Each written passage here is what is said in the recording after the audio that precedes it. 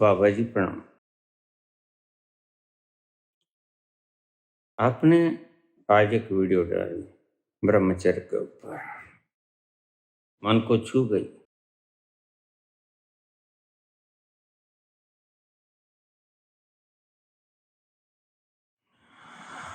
हमारे मन में भी उस कपल के जैसे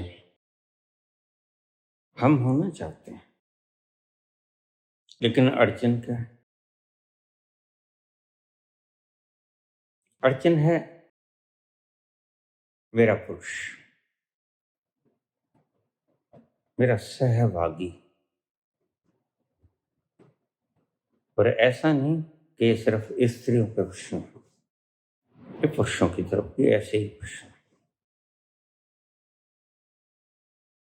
पुरुषों के भी ऐसे ही प्रश्न है, सैकड़ों प्रश्न।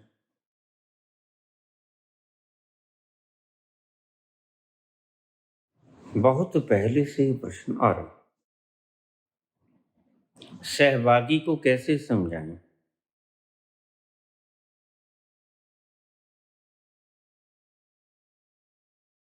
पुरुष कहता है स्त्री के कारण, स्त्री कहती है पुरुष के कारण। ये बड़े मजे की बात है। फिर किसके कारण?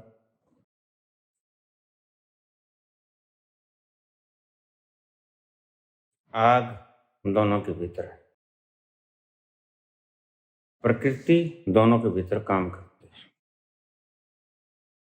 यह नेचुरल प्रोसेस है। यह एक पानी का बहाव।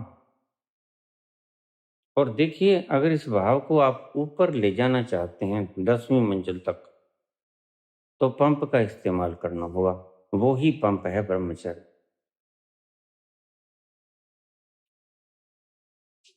जो आपकी काम ऊर्जा को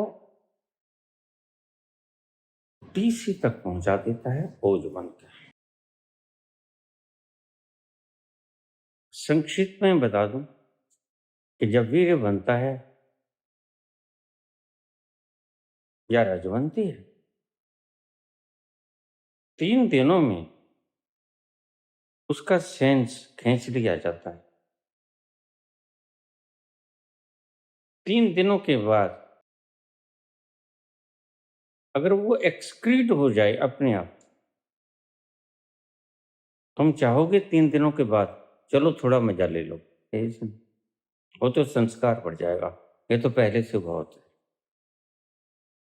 3 दिनों में उसका सेंस करीब 70-80% ओज बन जाता है स्वतः, अगर तुम बचाने में सक्षम हो जाओ। और अगर बिल्कुल ही बचाने में सक्षम हो जाओ, तो एक वक्त ऐसा आएगा जब वह वीर्य और रज सारी का सारा ओज बन जाएगा स्वतः। तुम्हें कोई परेशानी भी नहीं होगी। मैंने आपसे कहा कि पानी सहज भाव से तो नीचे जाता है। पानी की प्रवृत्ति ढलान में बहने की, लेकिन अगर आप उसे ऊपर ले जाना चाहते हो 100वीं मंजिल पे, तो you have to use pump. तुम्हें पंप का इस्तेमाल करना होगा। वो पंप है ब्रह्मचर्य। किसी के ऊपर दोष मत देना, दोनों ही जिम्मेदार हैं। और कोई कम या ज्यादा नहीं, बराबर की आग है। परमात्मा इतना मूर्ख नहीं। परमात्मा ने बड़े ढंग से सृजना की।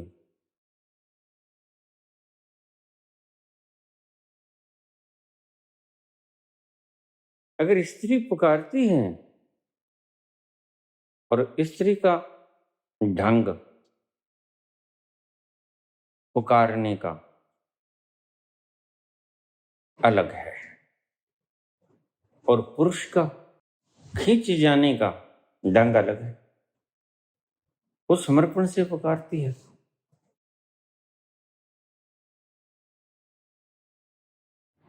और पुरुष आक्रामक रूप से जाता है।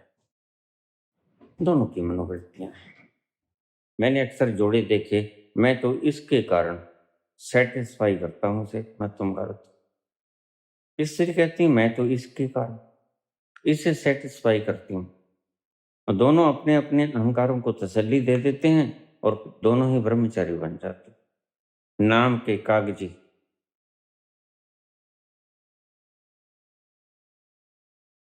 नहीं, ऐसा नहीं। इसकी भीतर की रासायनिक संरचना और ढंग देखना होगा।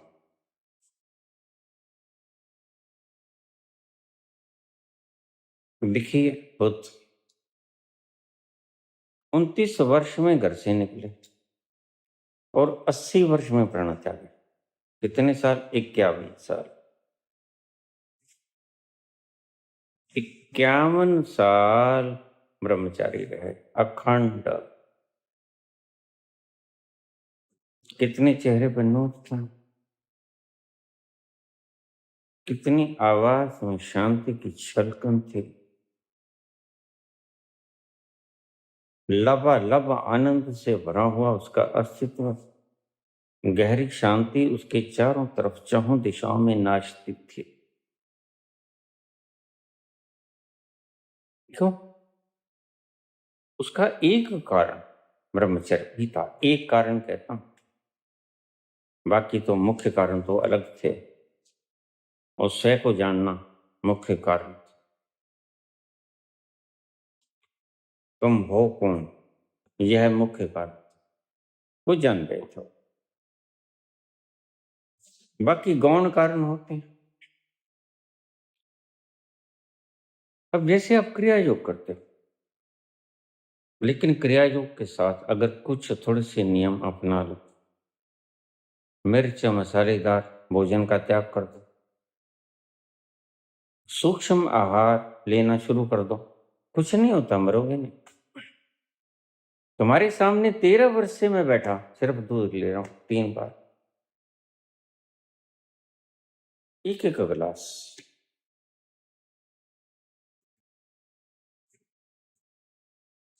और बहुत से लोग, शक्की लोग, कहते थे बाबा मैं आपके पास हूं, मायना करूंगा, आपके पास 5-7 दिन तक बैठूं, देखूंगा वाकई ठीक है। मैंने कहा यहाँ लोग 20-20 दिन भी बैठते हैं और मायना करके जाते हैं, उन्हें पता चल जाता है सब, मायना करने नहीं आते। और अगर आओगे तो जूते खा के जाओगे, मुझे कोई सजा नहीं हुई, मैं अपनी इच्छा से कर रहा हूं। इसलिए इस मामले में मत आना। तिल्ली वाले जूते भी पड़े हैं मेरे पास।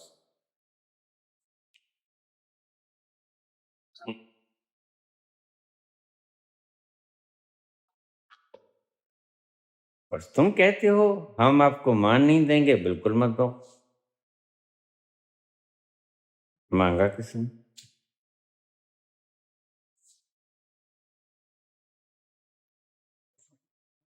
तुम जो चीज मुझे दे सकते हो उसकी आवश्यकता मुझे कब की खत्म हो गई।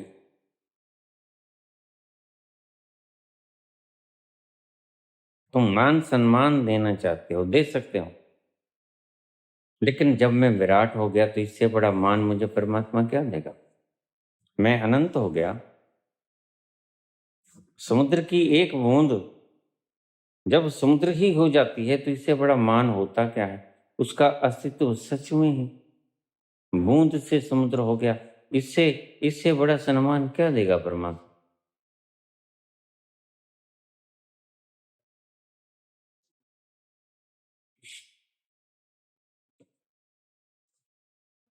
आपने ब्रह्मचर्य कहा तो अब क्या किया जाए, मसला गहन है। देखिए, थोड़े से मैं सुझाव देता हूं। एक तरफा सुझाव नहीं चलेंगे, एक तरफा सुझाव तो रिश्तों में दरार डालेंगे। और ध्यान रखना, अगर आप अपने साथी की काम वासना की पूर्ति नहीं करते तो अन्य किसी के पास जाएगा, स्त्री किसी अन्य पुरुष की तलाश करेगी। और पुरुष किसी अन्य स्त्री की तलाश करेगा जो तुम कतई बर्दाश्त नहीं कर सकते। मैं तुम्हारे स्वभाव को भी जानता हूं। और इसकी बात छोड़ो, अगर तुम पुरुष या स्त्री की काम वासनाओं की जरूरत को पूरी नहीं करते तो वह तुम्हें कोर्ट में चैलेंज कर सकता है, तो फिर मैंने इसका क्या करना? मुझे तलाक दो, मैं दूसरी शादी कर सकूं। और ये बड़ा शानदार सत्य है, क्योंकि जो कुर्सी पे बैठे हैं वो भी यही समझते हैं कि ये जरूरत है, वो प्रबुद्ध नहीं हुए। तो वह पीड़ित पक्ष में फैसला देगा। तो इन दोनों बातों को ध्यान में रखना। तो क्या करना? भला दोनों का है। अगर तुम अपनी शक्ति को न गंवाओगे तो इसमें दोनों का भला है। लेकिन अब क्या करें? अब हम 50-50 के तो हो गए। स्त्री को मेनोपॉज की अवस्था आ गई। पुरुष मैंने कहा वो तो कभी घोड़ा और पुरुष कभी बूढ़ा नहीं। तो अब ये कैसे मिटाया जाए? ये द्वंद्व प्राकृतिक द्वंद्व। सबसे पहले समझौता करना होगा। बैठकर आपसी सहमति से घर की शांति न बिगड़े, प्रेम और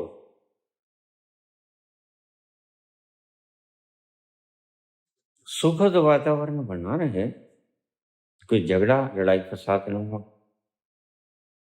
उसके लिए बैठ के समझौता करो।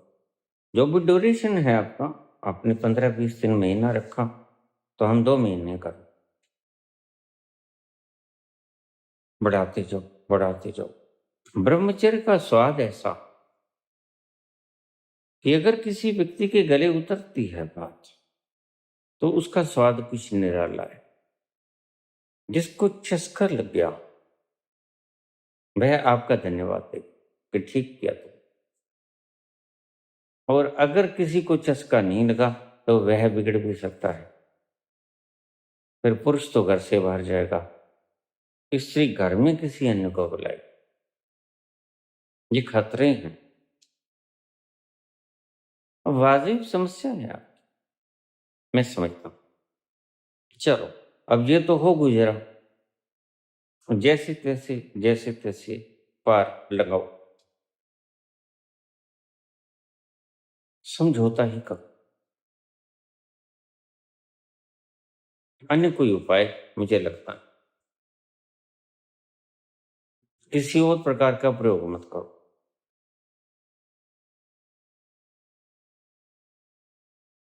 बस आप समझ गए होंगे। जैसे कुछ स्त्रियां कुछ ऐसे प्रयोग करती हैं, कुछ काम वासना को घटाने के तत्व डाल देती हैं, खाना तो उसमें पकाना होता। ऐसा कुछ मत करो, इससे स्वास्थ्य पे बहुत बुरा असर पड़ता है। हाँ, नेचुरल चीजें ले लो आप, धनिया, जैसे धनिया है या काम वासना को घटाते हैं, धनिया का इस्तेमाल करो। हरा धनिया, उसकी चटनी बना दो, खा लो, थोड़ी काम वासना घटेगी। बाकी बाहर के वातावरण के दृश्यों को, उत्तेजक दृश्यों को हटाओ। ये नग्न तस्वीरें जो आपके घरों में चिपकी हैं, इन एक्टर एक्ट्रेसेस की हटा दो। अच्छे गुणवान बलवान, कोई महाराणा प्रताप, शिवाजी मरहट, भगवान राम, श्री कृष्ण, इनकी इनकी तस्वीरें लगाओ जिससे हमें प्रेरणा मिले। इन नंग धड़ंग सुनहरी पर्दा स्क्रीन की शोभा बनने वाले ये फिल्मी अदाकार, इनकी फोटो को हटा दो। ये आइकॉन मत बनाओ, ये सब है। ऐसा आपको सहयोग करना होगा एक दूसरे को। इसलिए मैं कहता हूँ अगर कपल आ जाए तो सबसे बढ़िया होता है। अगर कपल ना आए तो मुश्किल होती है, बिल्कुल मुश्किल होती है। अब क्या करें, हमारा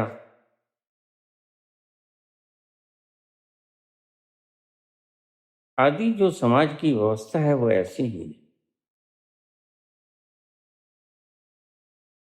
अब चलाओ कैसे भी चलाओ, समझौते से चलाओ, झगड़ा मत करो। झगड़ा करना बेईमानी है।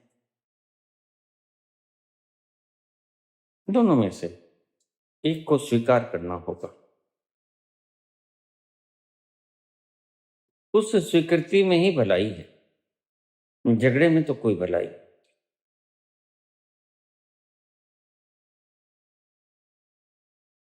युद्ध में अगर कोई कहे मैं जीत गया मैं हार गया, गलत। युद्ध में दोनों पक्ष हारते हैं। और प्रेम में कोई कहे कि मैं हार गया मैं जीत गया, गलत। प्रेम में दोनों पक्ष जीतते हैं। प्रेम दोनों पक्षों को जिताता है और युद्ध दोनों पक्षों को हराता है। तो ऐसा कंप्रोमाइजिंग नेचर के साथ अपने घर गृहस्थी के रथ को चलाओ। घर गृहस्थी का रथ एक पहिए के ऊपर चलता है, इसको बाकायदा दिमाग में रखो। दूसरा प्रश्न, अनिल गोस्वामी।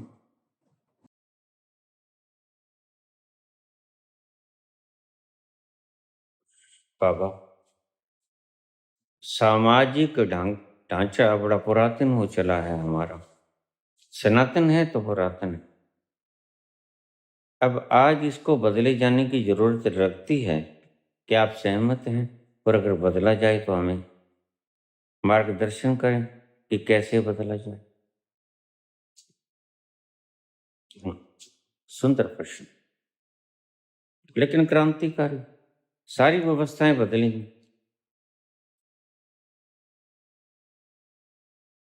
बहुत कुछ उलट पुलट होगा। अगर आप तैयार हो तो आप इस प्रयोग को कर सकते हो। क्या किया जाए? अपनी सारी शक्ति को सबसे पहले जरूरी। वो तो चाहे तुमने गृहस्थ धर्म निभाना नहीं निभाना, ये तो आवश्यक है कि पढ़ाई करो। जहां तक पढ़ सकते हो पढ़ाई करो, कंपटीशन लड़ो। बड़े से बड़ा पौधा लो जो आप ले सकते। संसार में आप अपने पांव के ऊपर बखूबी स्टैंड होने की क्षमता पालो। सबसे पहले पुरुष है या स्त्री, आज वक्त आ गया है, क्योंकि पुरुष स्त्री का करीब करीब फासला काफी कम हो गया है। अब आज दोनों बराबर है, लेकिन शारीरिक बनावट के कारण जो परमात्मा की देन है, स्त्री आज भी अकेली नहीं जा सकती। दरिंदे, बलात्कारी, हत्यारे, चोर, गिरोह, भेड़िए इस सड़कों पे विचर रहे हैं।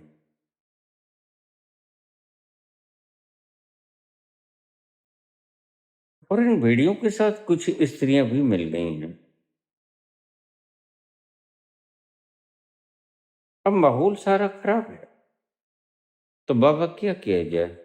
क्या व्यवस्था कैसे बदली जाए? अब सुनिए मेरी बात। अपने पाँव पे स्टैंड कीजिए।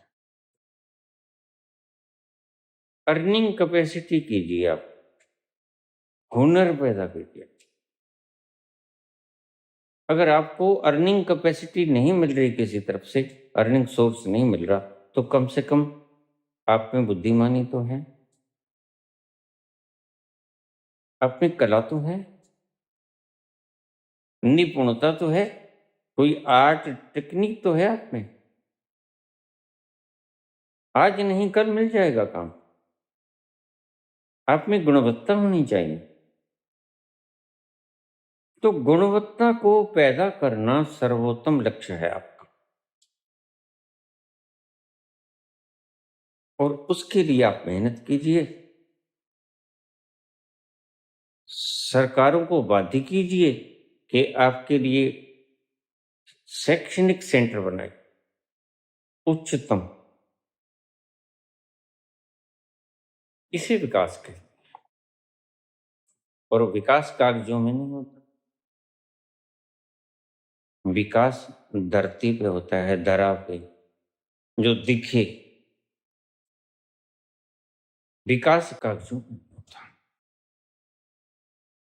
जी, जो कागजों पे, कल्पनाओं में, स्वप्नों में विकास का दावा दिखलाते हैं आपको, ये ज्यादा देर चलेंगे नहीं, इनकी अवधि कम होती है। फसली कीड़े बहुत कम आयु रखते हैं, और नस्ली कीड़े बहुत लंबी आयु रखते हैं। फसली और नस्ली में यही फर्क है। नस्ल नस्ली होती है, फसल तो कुछ दिनों की मेहमान होती है। तो बाध्य कीजिए इनको। अगर ये बाध्य किए से मानते नहीं तो इनको बदल दीजिए। प्रयोग करने में कोई हर्ज नहीं। कौन जाने इसके भीतर क्या कैपेसिटी है, हम जानते नहीं थे। ये बोने कद का लाल बहादुर शास्त्री पाकिस्तान के छक्के छुड़ा देगा।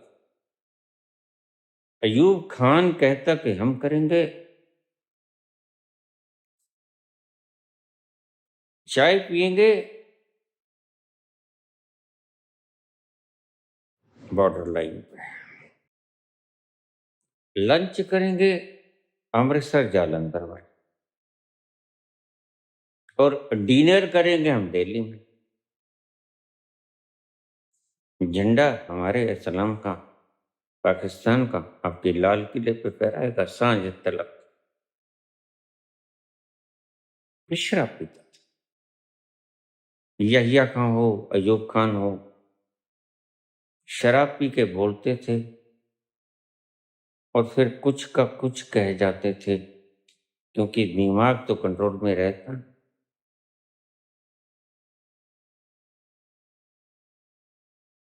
वो नशा आरजी होता है, जिसमें आपका दिमाग आपके कंट्रोल से बाहर हो जाए, आपको पता नहीं आप क्या बोल रहे हो।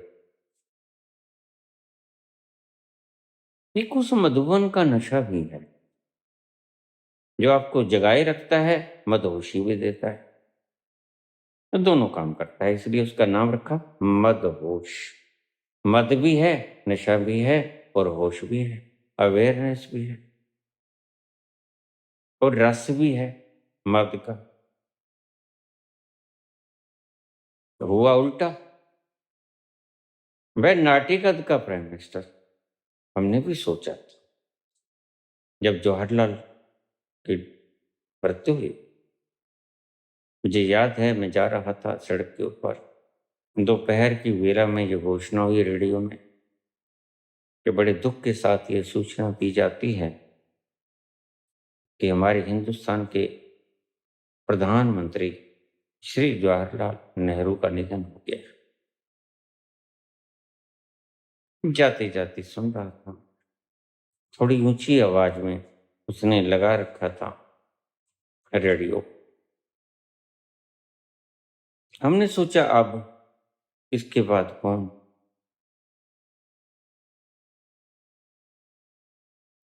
ठीक चला रहा था, कोई अराजकता नहीं थी।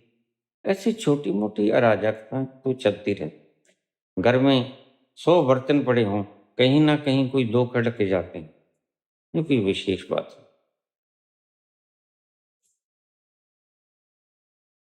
इतने बड़े मुल्क में छोटी मोटी घटनाएं होनी सहज है। लाल बहादुर शास्त्री सर्वसम्मति से चुने गए, तो जिन्होंने चुना आखिर वो अक्लमंद तो होंगे। हमने जिनको चुना, उन्होंने जिसको चुना वह अक्लमंद तो होगा जिसको जो चुना गया। नाटिकत का, लेकिन उसने धूल छुटा दी। वो कहते कि हम करेंगे डिनर दिल्ली में, और ये पहुंच गए लाहौर में।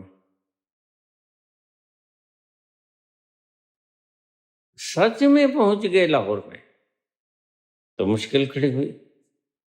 रशिया में ताशकंद समझौता हुआ, मेरे देखने की बात है ये, लेकिन षड्यंत्र का शिकार हो गए। और सुबह अगले दिन, मुझे जहां तक याद है शायद 11 जनवरी थी या 10 जनवरी थी 1966, इतना सा याद है मुझे हल्का, कि सूचना आई कि लाल बहादुर शास्त्री रात को दिल के दौरे पड़ने से निधन हो गया। अब 64 और 66, सिर्फ 18 महीने में दूसरा प्राइम मिनिस्टर गया। मुल्क शोक में था। अब क्या होगा? चल, दुनिया चलती रहती है, किसी के जाने से कुछ नहीं होता। ईश्वर की सृष्टि में कभी किसी चीज की कमी नहीं। इससे पहले कि एक विदा हो जाए, वो पहले इंतजाम करके रखता है कि इसके बाद कौन। वो जानता है कि आप कहेंगे इसके बाद कौन, वो पहले से इंतजाम कर देता है। अपनी सृष्टि की व्यवस्था उसने पहले से बना रखी। ये संत जानते हैं, और संत ही कहने का अधिकार रखते हैं। संत बेबाकी से बोलेगा कि ऐसा मैंने देखा और ऐसा होता है।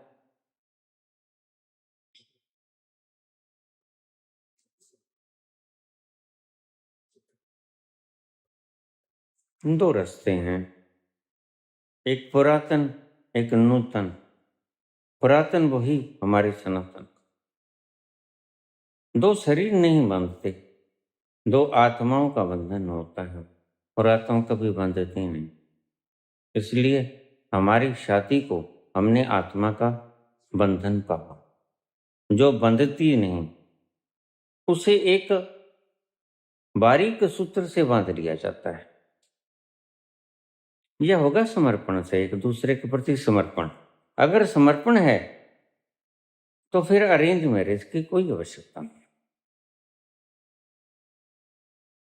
प्रत्येक प्राणी की अलौकिकता को, दिव्यता को और अद्वितीयता को हमें स्वीकारना होगा।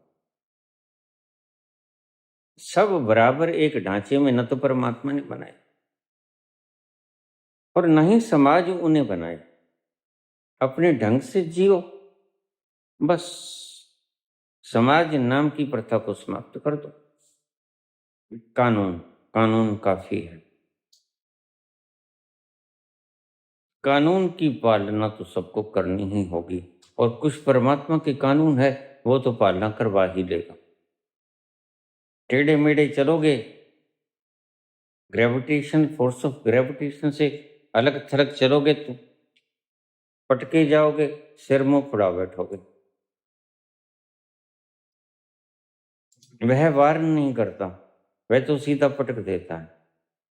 तो परमात्मा का आवश्यक कानून तो वह मनवा लेगा, लेकिन जो तुम्हारे संविधान के कानून हैं वो तुम्हें मानने पड़ेंगे, वो तुम्हारे लिए बंधन है। तो परमात्मा के कानूनों को समझो। अब ये बात समझने योग्य आपके, परमात्मा के कानूनों को समझो और उनका उल्लंघन मत करो। जैसे पुण्य का फल सुख मिलता है, पाप का फल दुख मिलता है, यह परमात्मा का नियम। इसको समझो, समझो, और जैसा तुम चाहते हो, दुख चाहते हो तो पाप कर लो, सुख चाहते हो तो पुण्य कर लो, सीधे सीधे। परमात्मा के कानूनों को, नियमों को समझो, और संविधान के नियमों को, मानवकृत नियमों को मानो, पढ़ो और मानो, उसमें प्रतिबद्धित रहो। दो ढंग हैं।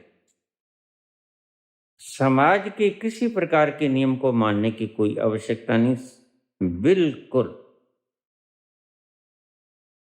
जीरो कर दो समाज को। कोई जीरो के आगे टिप्पी लगा के 111 नहीं करना है, बस जीरो कर दो, समाज है नहीं। पड़ोसी क्या करता है तुम उसका ख्याल मत करो, सामने वाला क्या करता है मत ख्याल करो, अपना कर्तव्य कर्म करो और मस्त रहो। समाज बनाने की कोई आवश्यकता नहीं, समाज बना लिए। समाज उस वक्त आवश्यकता थी जबकि शेर वगैरह पशु हिंसक जानवर हमारे पे हमला करते थे। आज हम बड़े बड़े सुरक्षित हैं, समाजों की आवश्यकता खत्म हो गई। आज शहरों में कहाँ समाज है, शहरों में पड़ोसी का पता नहीं, और बड़े मुल्कों में कुछ भी पता नहीं। अब अमेरिका में मेरे कुछ मित्र भी रहते हैं, कुछ शिष्य भी रहते हैं, मेरे भाई बहन भी रहते हैं, बच्चे भी वहाँ रहते हैं, और बताते हैं हमें पता नहीं, बोर हो जाते हैं हम। न दाएं पता, न बाएं पता, न सामने पता, न नाम पता, न उनकी भाषा पता, न कैसे बोलते हैं ये भी नहीं पता। बड़े बोर होते हैं।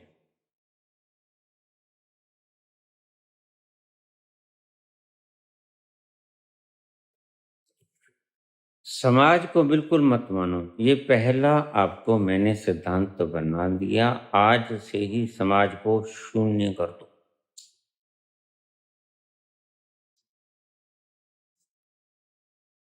और मैं इस बात को आज से मुद्दतों पहले समझ गया था।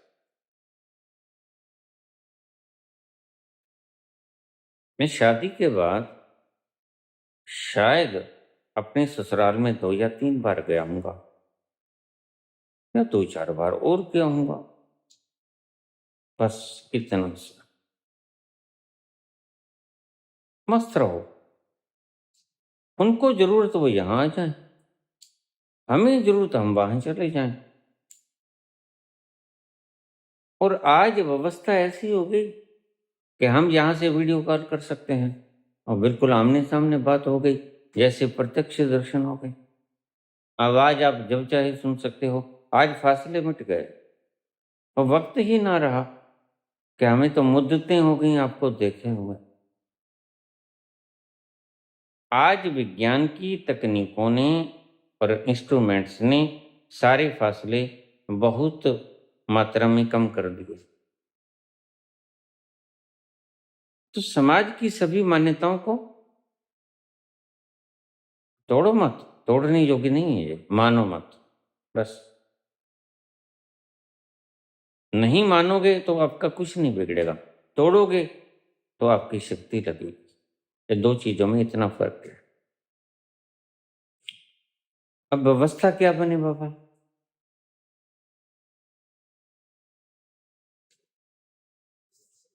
मुझे कोई मेरा शिष्य या मित्र समझो बता रहा था जया किशोरी के बारे में। कहती कि मैं किसी से ऐसे नहीं कहती तुम मुझसे शादी कराओ, लेकिन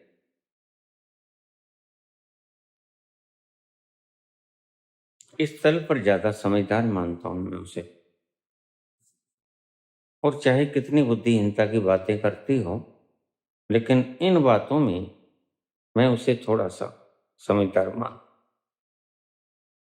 कहते मैं नहीं पूछती, मुझे पता नहीं है, ऑथेंटिक वर्ड्स नहीं मैंने सुने हैं। कि जया कहती कि मैं किसी पुरुष से ये नहीं पूछती कि तुम मुझसे शादी करोगे, नहीं, मैं सिर्फ ये पूछती हूं कि क्या तुम मेरे बच्चे के बाप बनोगे। बड़ा सुंदर प्रश्न था, बड़ा सुंदर बात था। बस मैं वही बात बोलना चाहता। स्त्री पुरुष जिस घर में जन्मे,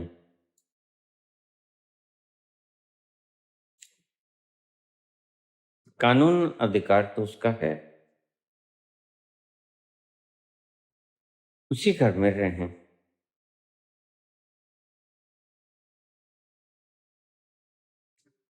और जैसे अपना जीवन यापन करने के लिए अपनी मेहनत, अपनी पढ़ाई सभी अपनी अलग अलग करते हैं, और अपनी नौकरी सब अलग करते हैं,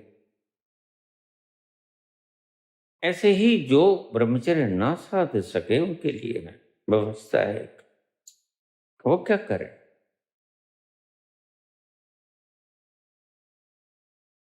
तो बिल्कुल ऐसा जो हमारी प्राचीनतम संस्कृति में होता था।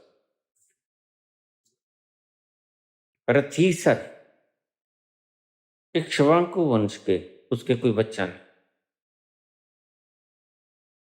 फिर क्या किया गया? उस वक्त बड़ा ओपन था, ये समझदार समाज था। आज तो बड़ा नैरो माइंडेड समाज है आज का। धीरे धीरे ऐसे ही सुप्रीम कोर्ट के फैसले आते रहे तो कुछ ब्रॉड माइंडेड हो जाएगा। तो रथीसर कहने लगा कि मैं आपको बताओ किस किस स्पर्म चाहती। आखिर में उनमें फैसला हुआ कि हम अंगिरा ऋषि का स्पर्म लेंगे। अंगिरा ऋषि के पास चले। वो कहते ठीक। अंगिरा ऋषि से उसे संतानें उत्पन्न हुई। कहा जाता है कि 100 संतानें उत्पन्न हुई, लेकिन मैं इसका साक्षी नहीं हूं। ये सिर्फ लिखा है और मैंने आपको पढ़ के बताया। रथीसर की भार्या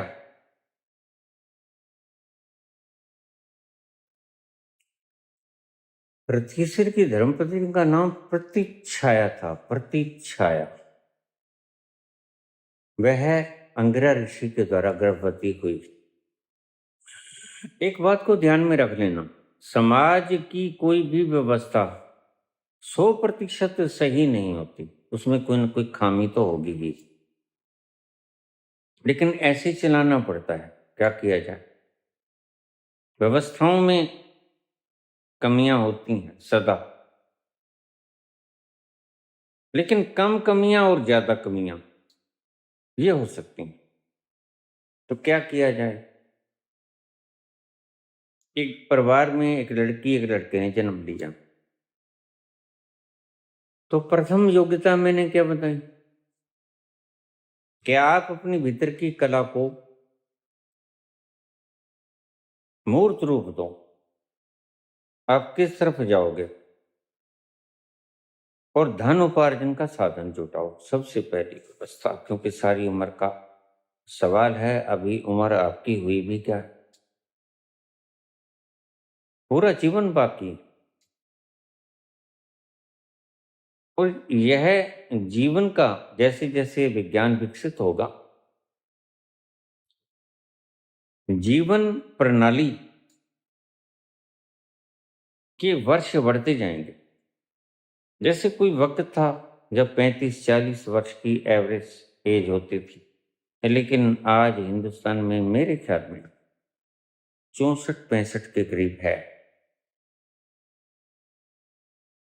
उम्र एवरेज, और ये बढ़ती जाएगी।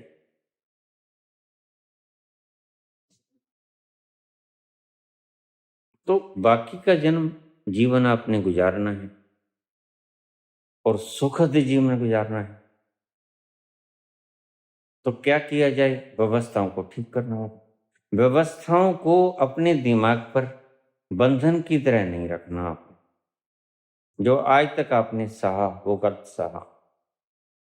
कोई वक्त था जब व्यवस्थाएं बंधन नहीं थी, वही मैंने बताया इक्ष्वाकु वंश, रथीसर।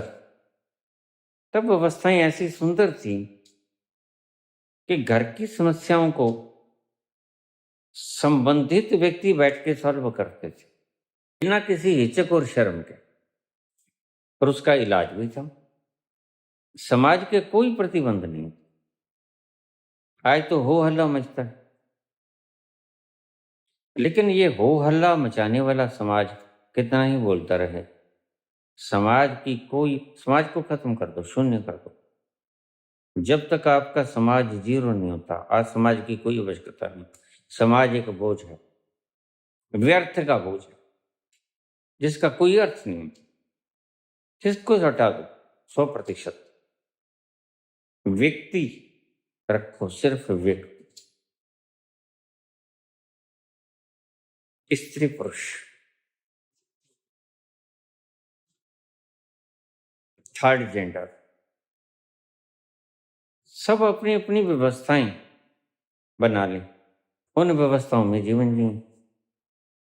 अब मुख्य सवाल है कि जीवन तो बन गया, पांव पे सेंट भी हो गए,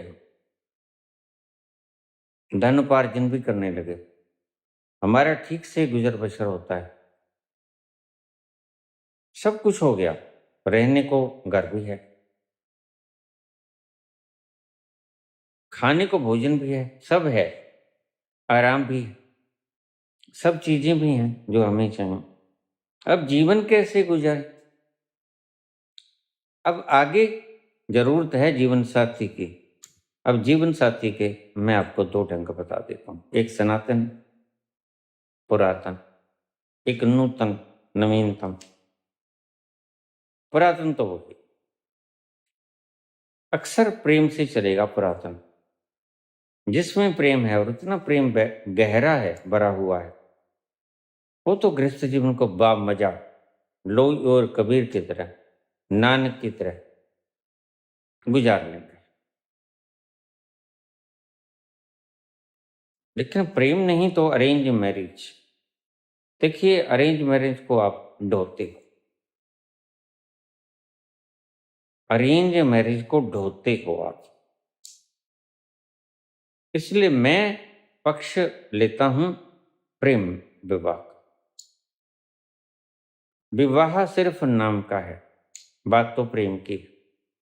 दोनों ने आपस में एक छत तले रहने का फैसला कर लिया, जीवन मजे से गुजारेंगे। साधन है आपके पास, कला है आपके पास, निपुणता है आपके पास। अब जीवन को जीना है, जीवन को जीने की मुख्य व्यवस्था है विवाह। विवाह बंधन ना रहे, विवाह एक सामंजस्य की योजना बन जाए। सामंजस्य, सामंजस्य आपने कैसे करना अपने साथी के साथ? क्रूरतापूर्ण नहीं चलेगा, वो नहीं चलेगा। आपने हाथ उठा लिया, उसने चिमटा फेंक दिया, ये कुछ नहीं चलेगा। बड़े शांति से, आनंद से घर चलाना होगा। अब बात रही बच्चों की, यह आपकी स्वतंत्रता पर निर्भर करता है।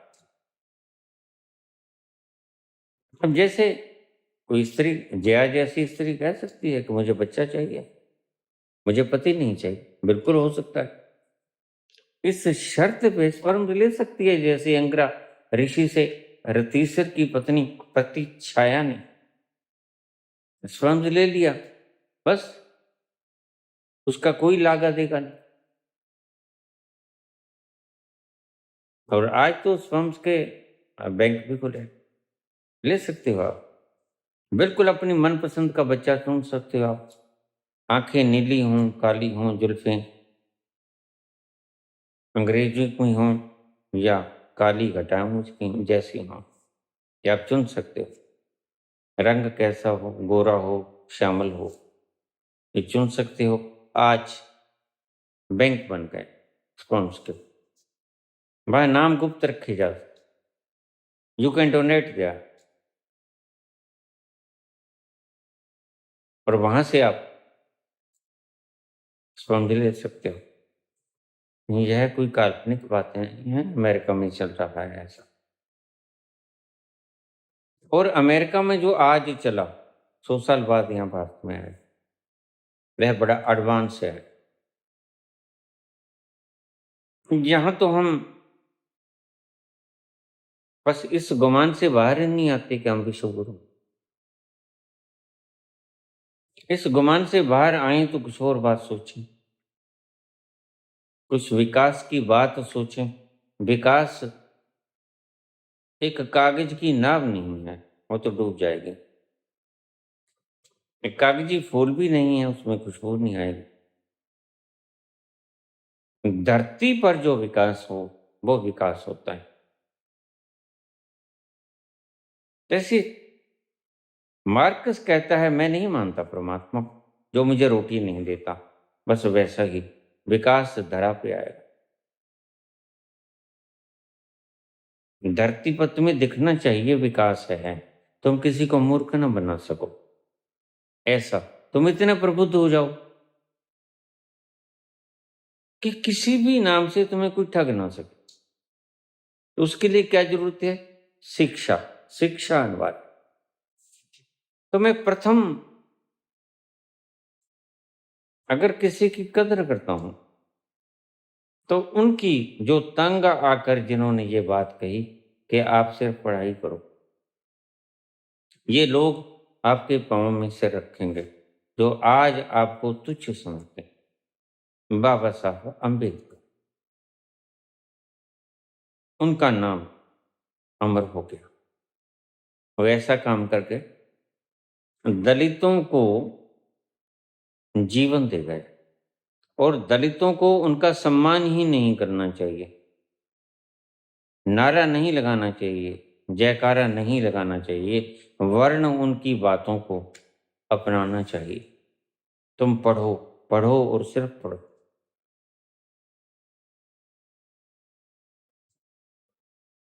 आज संविधान है,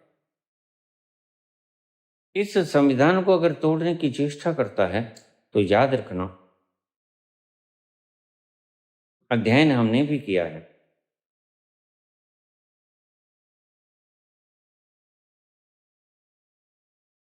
हमने भी रेशो बांटी है। जिनको ये तथाकथित हिंदू कहते हैं और कहते हैं हम 80% हैं, वो 80% नहीं, और मात्र 18% हिंदू हैं हमारे। और देखिए बड़े मजे की बात है, 19% मुसलमान हैं, 19 से ज्यादा 20 हैं समझो, 19.72 के करीब है। 18% के करीब हिंदू हैं, शुद्ध हिंदू। लेकिन इन्होंने क्या किया? बौद्धों को हिंदू मान दिया, जैनों को हिंदू मान दिया, सिखों को हिंदू मान दिया, दलितों को हिंदू मान दिया, SC ST को हिंदू मान लिया, अति पिछड़ों को मान लिया। और कितनी ही जातियों को जिनको इन्होंने सताया, स्तन टैक्स लिए और उन पर इन्होंने लगामी कसी और उनको तड़पाया, आज भी इनको पानी नहीं पीने देते मंदिरों में। ये परंपरा चली आ रही है। कुछ अंधभक्त आज जीवित, कुछ बीज रह गए बिखरे हुए। ये टल खड़काने के योग्य हैं, इन्हें टल खड़काने दो। अभी कुछ दिन पहले मेरे पास प्रश्न आया था, मैंने जवाब दिया था। तो क्या है, तुम घबराओ मत। इनकी संख्या 18% है। हमने भी अपने सोर्सेस से पता किया जो ज्यादा एक्यूरेट है, जिनकी एक्यूरेसी को नकारा नहीं जा सकता, और इतने एक्यूरेट हैं जितना कंप्यूटर आपका, जितना एक्यूरेट आपको ग्रोक जवाब देता है, जितना एक्यूरेट आपको चैट GPT देता है। 18% है हिंदू, आज भी मुसलमानों की संख्या ज़्यादा है, 19.72 के करीब है आज। लेकिन मर्दमशुमारी होगी तो फिर इन्हें पता चलेगा। अभी तो ये जिनको सताया उनको भी हिंदू मानते हैं, जिनके ऊपर पेशाब किया उनको भी हिंदू मानते हैं, जिनके गले काटे उनको भी हिंदू मानते हैं, जिनको जंजीरों से बांधा उनको भी हिंदू मानते हैं, जिनको पाँव की जूती बनाया उनको भी हिंदू मानते हैं, जिन स्त्रियों को इन्होंने तड़पाया उनको भी हिंदू मानते हैं।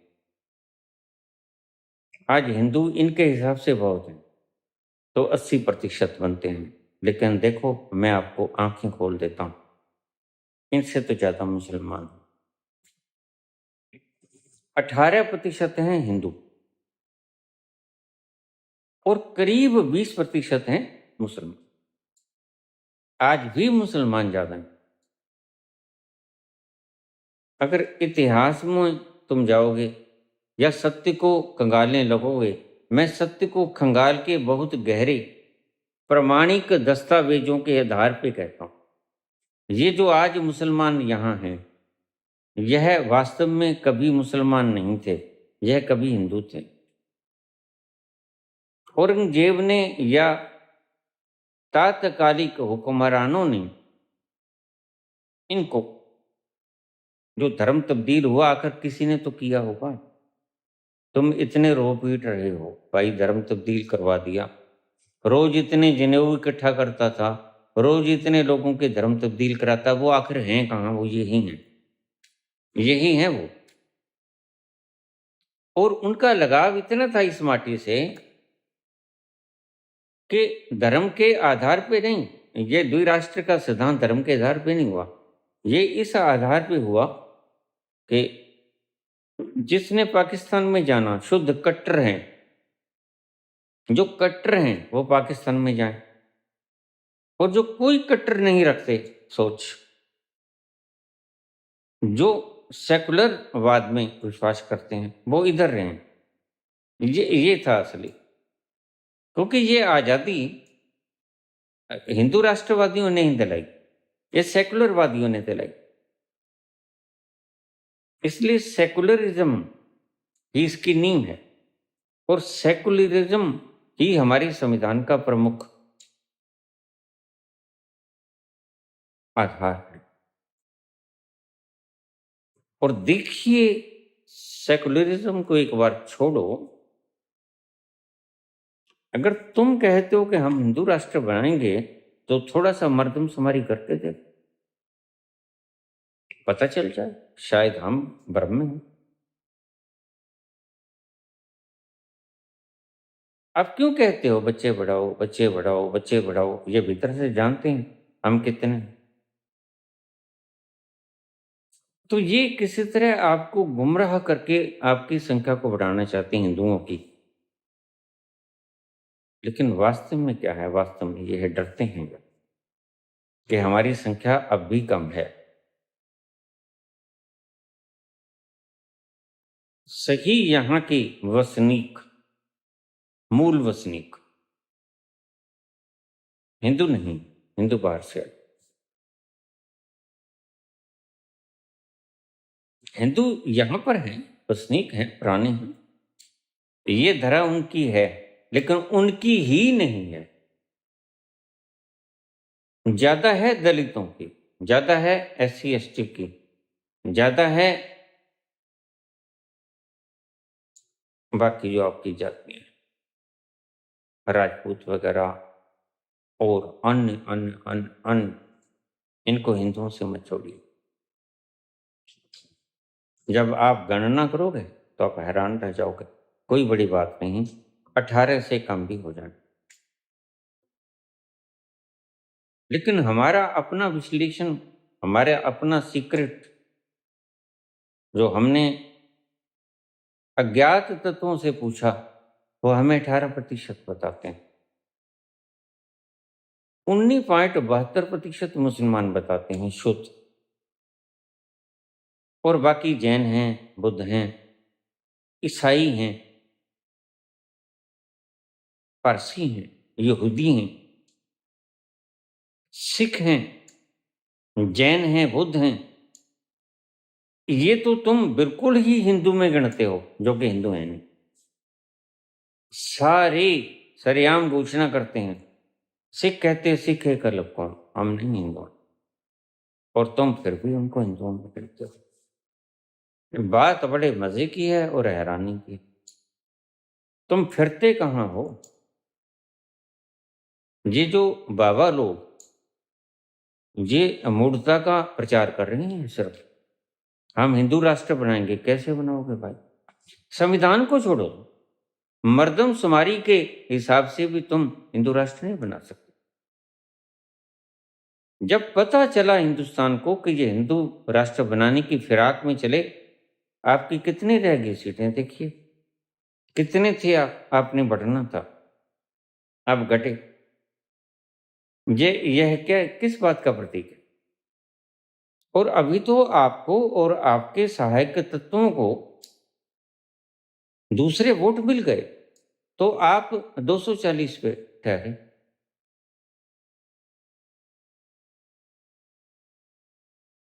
तो ये जो राहुल गांधी कहते हैं, ये बहुत गहरे से लेके आए हैं यथार्थ चीजों को, यह पागल नहीं है। हाँ, इसको तुम पप्पू कह सकते हो, हाँ, ये तुम कुछ भी कह सकते हो, कहने को तो कोई कुछ भी कहे। और तुम अपने आप को बहुत समझदार कह सकते हो। देखिए, अपनी घरवाली को तो सभी बेगम कहते, नहीं कहते? बेगम, बेगम अख्तर, अपनी घरवाली को सभी बेगम कहते हैं। सही बेगम कौन होती है? जिसको लोग बेगम कहते। तो तुम हिंदू हैं, 80-20 का झगड़ा है, ये है वो है। न तो मूर्ख बनो न बनाओ, सत्य पे उतरो, तुम कराओ मर्दमशुमारी।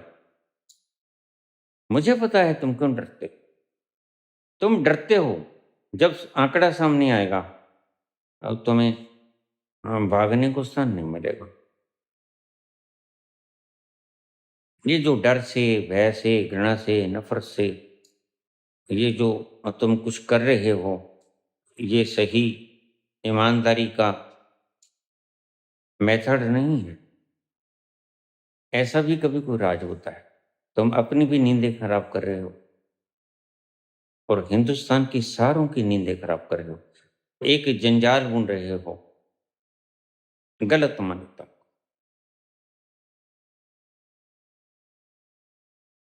तो ये व्यवस्था बदलनी होगी। क्या होगा? पहले पढ़ाई करो, उसके बाद आती है विवाह। विवाह के ऊपर मैं ठहर गया था, अब विवाह के ऊपर मैं थोड़ा सा प्रश्न बता दूं। ये दो हैं, पुरातन और नूतन। जिसने प्रेम से शादी करनी है वो बंधन में बंध जाए, उसको बंधन कुछ नहीं कहता, कबीर और लोई की तरह। शादियां तो हमने भी की, और जरा भी एक एक दिन भी कोई झगड़ा नहीं। तो क्या है हमारे में, क्या है? समझ है, आपसी समझ है। कबीर में क्या है, नानक में क्या है? नानक 5 उदासियां कर देते हैं, महीनों महीनों की, वर्षों वर्षों की,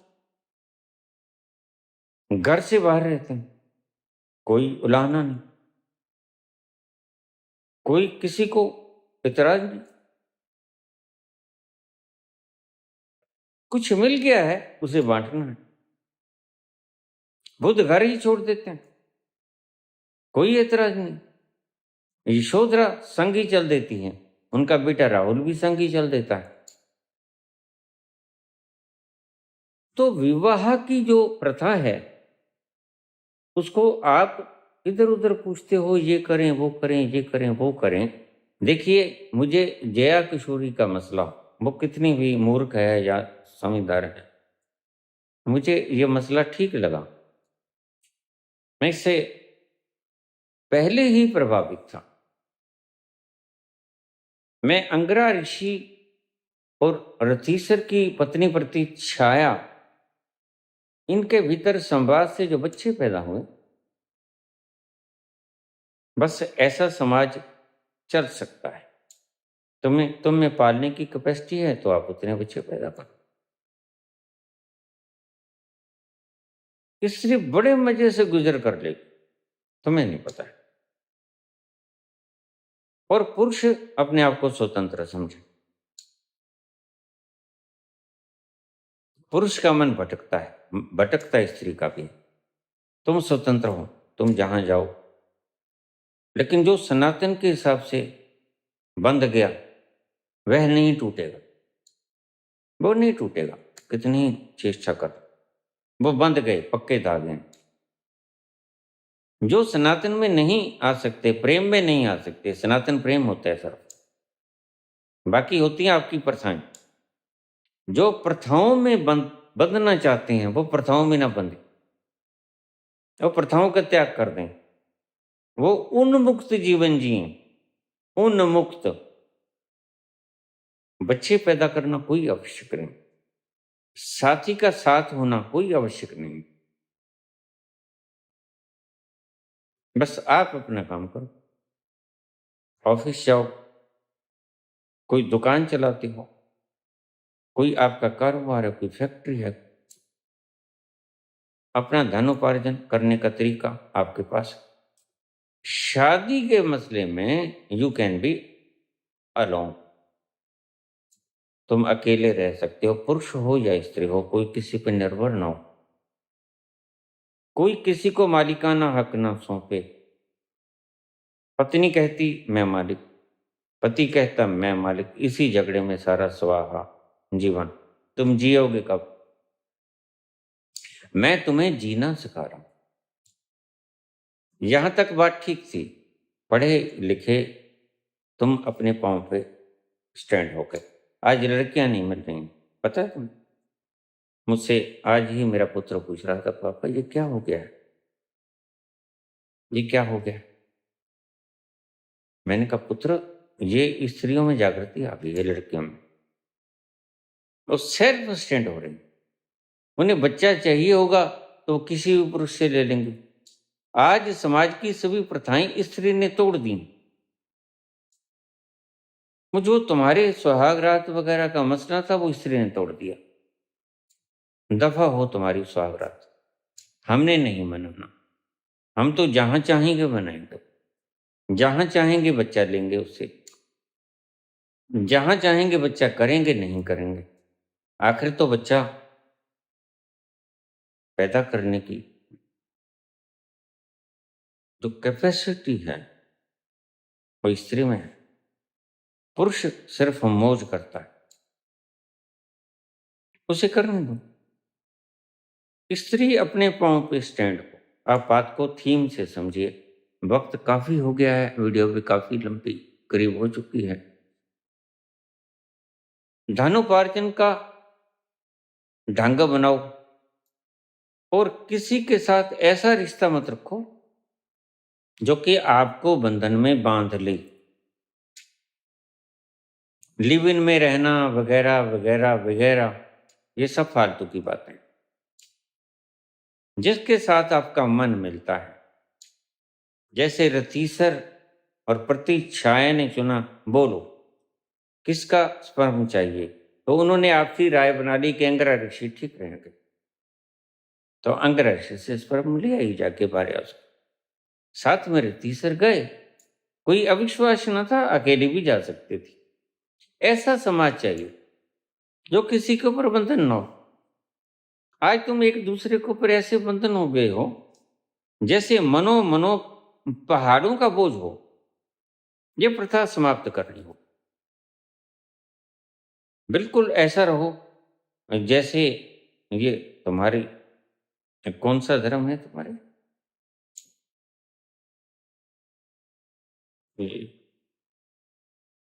शिव बाबा जी, ब्रह्म कुमारियां, कोई बोझ नहीं, ऐसा जीवन जियो, एकांत। बस ये कम्यून में जीती हैं, तुम घर में जियो। बच्चा पैदा करना है, बच्चा पैदा कर लो, जिसका स्पर्म चाहिए चुन लो, उससे स्पर्म ले लो। रह गया आदमी, आदमी मौज मस्ती करे, मौज मस्ती करे। नहीं मौज मस्ती करनी तो फिर इस वीर को ऊपर उठने का साधन करे। स्त्री भी कर सकती है, नहीं बच्चा पैदा करना तो इसको ऊर्ध्वगामी बनाए, इस रज को या वीर को, हमारी काम पावर को कैसे हमने सहस्रार में पहुंचाना है, इसका प्रयास करें। वैसे अंतिम लक्ष्य तो यही भी है, लेकिन जीवन जीने का ढंग संसारिक रूप से मैं आपको समझा रहा हूं। कट ऑल द बैंड्स, सामाजिक बंधन सबको छुरी कर दो। किसी के लिए मत जियो, ये समझो बात को, अपने लिए जियो। पहले फूल कली बन के स्वार्थी होता है, सुगंध इकट्ठी करता है, और फिर जब सुगंध से भर जाता है तो पंखुड़ियां खोल लेता है, फिर बांटता है। बिल्कुल इस तरह जियो, फिर तुम बांट सकोगे। आज तो तुम बांट नहीं सकते। समाज में कितने लोग बांट सकते हैं? नहीं बांट सकते। दुखों का भरा हुआ समाज, तुमने परंपराएं ही ऐसी बना ली, बड़ी विकृत परंपराएं कर दी तुमने। तो जो स्त्री कहती है कि मैं सिर्फ बच्चा लेने के लिए अपना पुरुष स्वयं चुनूंगी, तो वह बच्चा पैदा करने की क्षमता भी रखती है और वह बच्चा पालने की क्षमता भी रखती है। उसे पुरुष की कोई आवश्यकता नहीं। और फिर अगर उसे मौज करनी होगी, ये ध्यान रखना, बच्चा पैदा करने के बाद तुमने अपनी ऊर्जा तो सारी उम्र बनती रहेगी, तो उस ऊर्जा को तुमने ऊर्ध्वगामी करना है या कि तुमने और मजे लेने हैं, वो भी तुम्हारी अपनी इच्छा। फिर तुम किसी भी पुरुष से संबंध बना सकते हो। ऐसा समाज हो जाएगा। हाँ हाँ, तुम्हारी बात ठीक। ये पशुता नहीं, नहीं ये पशुता नहीं। पशु में समझ नहीं होती, लेकिन मैं समझ के साथ समाज को विदा कर रहा हूं, समझ के साथ समाज को विदा कर रहा हूं। क्योंकि पशु अपना जीवन नहीं बनाता, पांव पे स्टैंड नहीं होता। पशु पराधीन है, इसलिए उसे पाश कहते हैं। वो बंधन में बंधा हुआ है। क्यों? शारीरिक जरूरतों के लिए भी बंधन में बंधा है।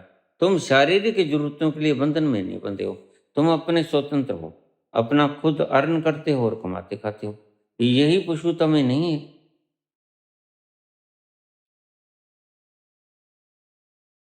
मैं रिश्तों की बात कर,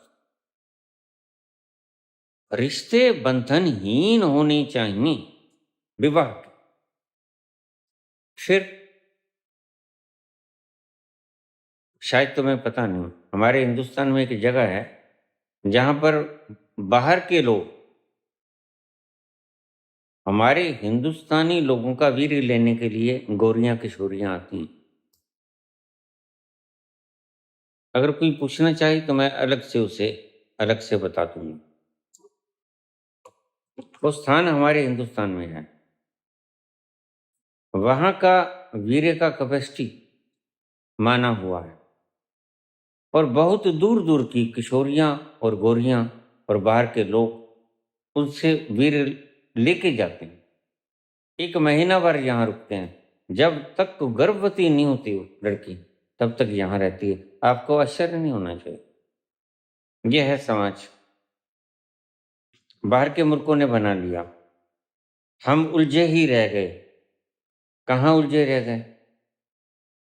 कहाँ उलझे रह गए? हम चक्करों में उलझे रह गए। हम मूढ़ों के नेतृत्व में उलझे रह गए। ये तोड़ना होगा। इन मूढ़ों के नेतृत्व से पार जाना होगा। थोड़ा साहस बटोरना होगा। गांधी ने साहस बटोरा कि नहीं बटोरा? सावरकर ने साहस खोया नहीं खोया? मान्यता किसको मिली? मरे दोनों। एक को मार दिया गया, दूसरे खुद अपनी इच्छा से अपने प्रयासी स्वरूप मरे। सावरकर आखिर में खाना पीना छोड़ दिया, वो तुम्हें नहीं पता, अप्रयासित। कानून कुछ भी कहता है, छोड़ो। ये योजना सावरकर की थी। सावरकर सदन में बनी थी। खैर, आज इन बातों पे कोई भरोसा नहीं, क्योंकि जो प्रमाण नहीं मिले तो वहां जैसे कहते हैं बेल एसेंशियल है और जेल अपवाद है, वैसे ही सबूतों के अभाव में बरी करना एसेंशियल। अगर सबूत मिल गए होते तो सावरकर भी जेल में होते। यहाँ इतने लोगों को सजा मिली, 2 तो टांग दिए गए। तो मैंने तुम्हें सारा सिस्टम बताया आज। उस सिस्टम में मुख्य चीज क्या थी? Liberation of mind. Liberation of mind. Liberation of mind से शुरू करोगे तो लिबरेशन ऑफ साउल तक पहुंचोगे। मुख्य यहां से शुरू करना होगा। तो उसे चाहे आप कबारा रह के गुजर बसर करो।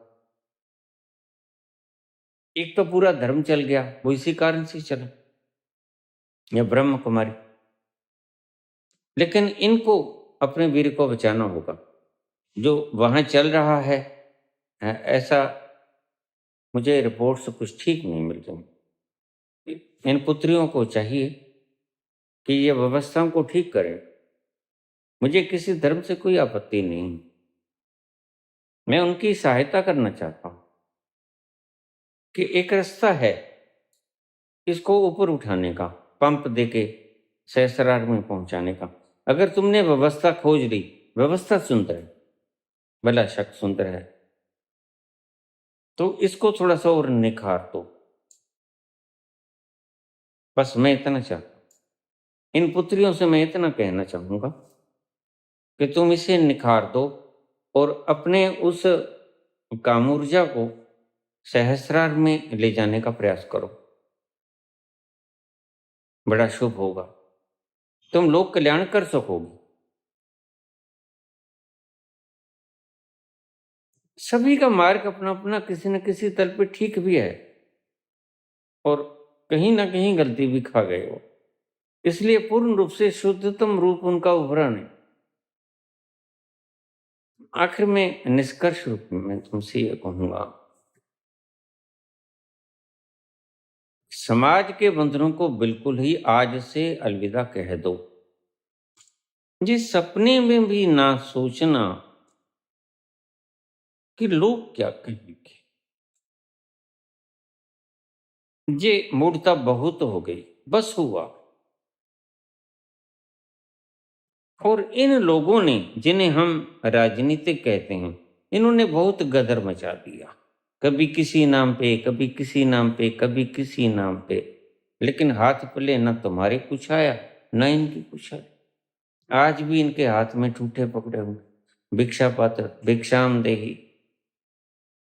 क्या करते हैं? वोट ही तो मांग रहे हैं, मांगते हैं। अब फिर भी आज दानी हो, लेकिन ध्यान रखना, ये जरा सोच समझ के चुनना। इनके चुनने पर आपकी लिबरेशन मायने रखती है। ये आधार है। अगर इन्होंने कुछ गड़बड़ कर दिया तो फिर ये कुछ गलत, मूर्खों का टोला, कुछ पता नहीं, कुछ गलत ऐसा कानून बना दे तो वहां मुश्किल हो जाएगा। जहां तक हिंदू राष्ट्र की बात है, हिंदू राष्ट्र बनाना चाहते हो तो मैं तुम्हें तरकीब बता दूंगा, मेरे पास आ जाओ। हींग लगे ना फटकड़ी, रंग भी चोखा दे, कुछ नहीं होगा, उत्पात भी नहीं होगा, कोई मार काट भी नहीं होगी, कोई कत्लो गारत भी नहीं होगी, हिंदू राष्ट्र भी बन जाएगा। न संविधान चेंज होगा, न कुछ करना पड़ेगा, इतनी आपाधापी करने की आवश्यकता ही नहीं है। हिंदू राष्ट्र मजे से बन सकता है, लेकिन वो तुम्हारे हिसाब से नहीं बनेगा। तुम्हारे हिसाब से तो तुम 18%, क्योंकि तुमने जो कहर ढाए, तुम्हारे बुजुर्गों ने जो कहर ढाए, वो कोई ज़्यादा अच्छे नहीं थे। वो आज तुम्हें वोट देंगे, दे रहे हैं, बस ठीक है, किसी तरह से दे रहे हैं, लेकिन वो जल्दी ही तुम्हें वोट देना बंद कर देंगे। जैसे ही संविधान की बात आएगी तो इनके जियरे भी लड़खड़ाएंगे। थोड़ी सी संविधान की तुमने सीधी सीधी बात नहीं की तो तभी उन्होंने पटका के मारा। और जैसे जीते हो वो हम भी जानते हैं, सारे जानते हैं। बस शक है, सिर्फ सामने नहीं आया, लेकिन शक है। तो मैं आज आपसे यहाँ विदा चाहता हूँ। मेरे ख्याल में आप सबको समझ आ गया होगा। गृहस्थ जीवन जो पहले से बंध चुके हैं, तो देखिए अब गंदगी मत फैलाइए। अब इसको ऐसा ही जैसे है दिनों को धक्के दीजिए, सुखपूर्वक दुखपूर्वक। लेकिन जो नए हैं, जो अभी बंधे नहीं हैं, जो कमिट नहीं हुए हैं, वो इस बात को ध्यान में रखें। They can live alone, they can live alone. वो चाहे बच्चा पैदा करे चाहे ना करे। ये आपसी सहयोग भी हो सकता है। लड़का लड़की ये कर सकते हैं कि देखो तुम मेरे लिए बच्चा पैदा कर दो, बच्चा मुझे दे देना, या बच्चा तुम रख लेना। ये एक जैसे हम संधि करते हैं, वो संधि की तरह भी हो सकता है। चिपकाहट जरूरी नहीं, दिमागों के ऊपर बोझ ना बनो किसी बात का। किसी व्यवस्था को दिमाग पर बोझ ना बनने दो। ये मूल आज का मैंने जो प्रवचन किया, इसका मूल आज जो कारण है, ढंग है, मोरल है, वो ये है कि किसी भी बात को, व्यवस्था को तुम जीने के लिए आए हो, बोझ ढोने के लिए नहीं आए। और बोझ ढोना कोई जीवन नहीं होता। निर्बोझ होके उन्मुक्त रूप से जीना, ये मानवता है। पशु भी निर्बोझ होके जीते हैं, तुमसे अच्छे हैं। कहीं किसी के दिमाग पे बोझ नहीं। पेड़ पौधे, जानवर, छोटे जानवर, बड़े चौपाई जानवर, उड़ने वाले, समुद्र में रहने वाले, सभी प्रकार के सब निर्बोझ हैं आदमी को छोड़ के। आदमी क्यों उलझ गया, बोझिल क्यों हो गया? इस समाज की व्यवस्थाओं के कारण। इनको बदलो, इनको बदलो नहीं, हटा दो इनको। बस तुम जियो, अपनी मर्जी से जियो। बच्चे वगैरह सब होते रहेंगे, जिसको चाहिए हूं वो बच्चे पैदा करवा लो।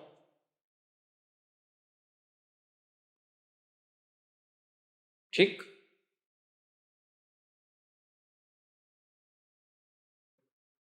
जिसको प्रेम चाहिए हो,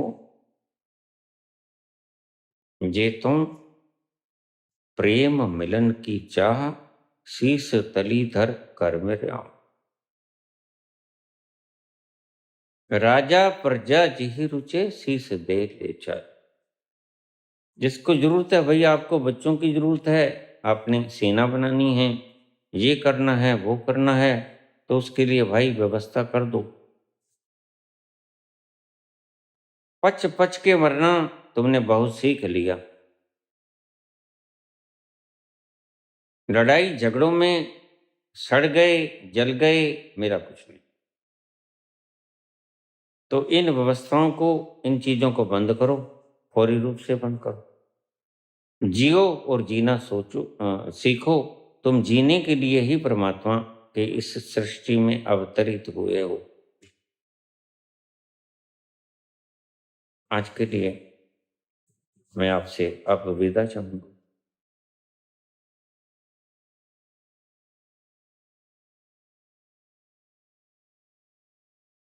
श्री कृष्ण गोविंद हरे मुरारी, हे नाथ नारायण वासुदेव। श्री कृष्ण गोविंद हरे मुरारी, हे नाथ नारायण वासुदेव। पितु मात स्वामी सखा हमारे, पितु मात स्वामी सखा हम हमारे, हे नाथ नारायण वासुदेव। श्री कृष्ण गोविंद हरे मुरारी, हे नाथ नारायण वासुदेव। ओम।